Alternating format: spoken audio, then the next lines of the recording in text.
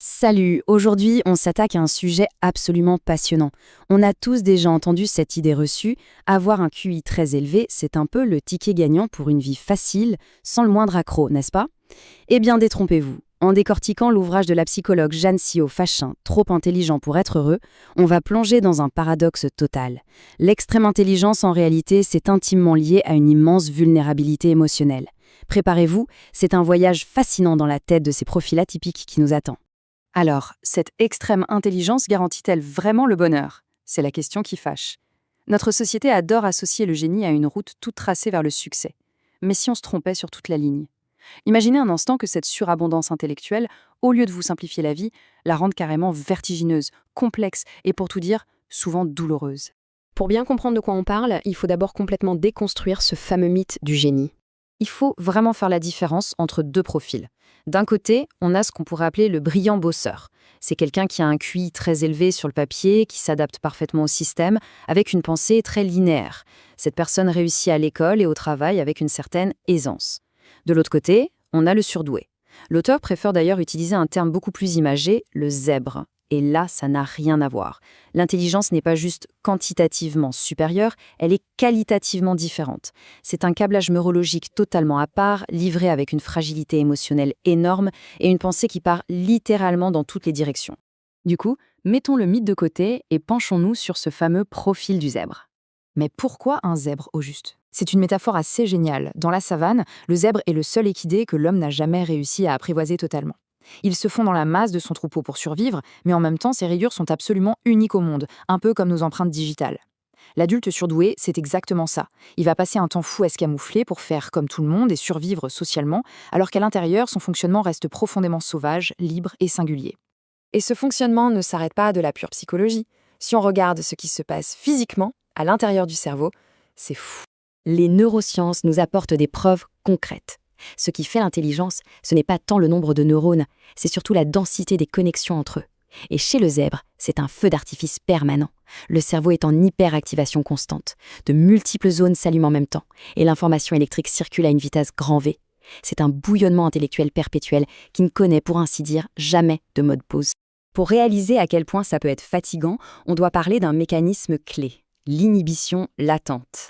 Chez la majorité d'entre nous, c'est un processus automatique hyper pratique qui agit comme un filtre. C'est ça qui nous permet d'ignorer le bourdonnement du frigo ou le frottement de nos vêtements pour pouvoir nous concentrer sur une tâche précise. Le truc, c'est que chez la personne surdouée, on constate un déficit de cette inhibition latente. Le filtre automatique ne s'enclenche tout simplement pas. Le tic-tac de l'horloge au mur, les odeurs du couloir, la luminosité de la pièce, tout rentre dans le cerveau avec la même intensité fracassante. Il faut donc trier manuellement, consciemment, ce déluge d'informations sensorielles. Imaginez une seconde l'énergie qu'il faut dépenser juste pour arriver à rester concentré.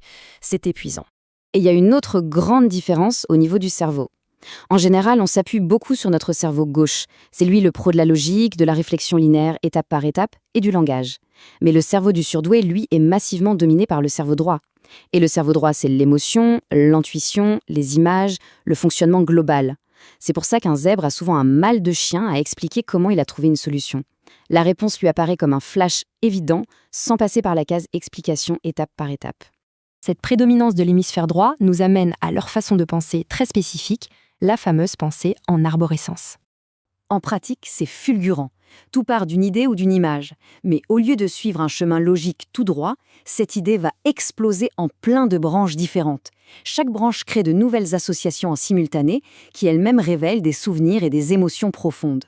En une fraction de milliseconde, la quantité d'informations qui se croisent est tellement colossale que réussir à donner une réponse simple et bien droite devient quasiment impossible. Il y a un témoignage dans l'analyse qui résume ça à la perfection, celui de Julie, 14 ans.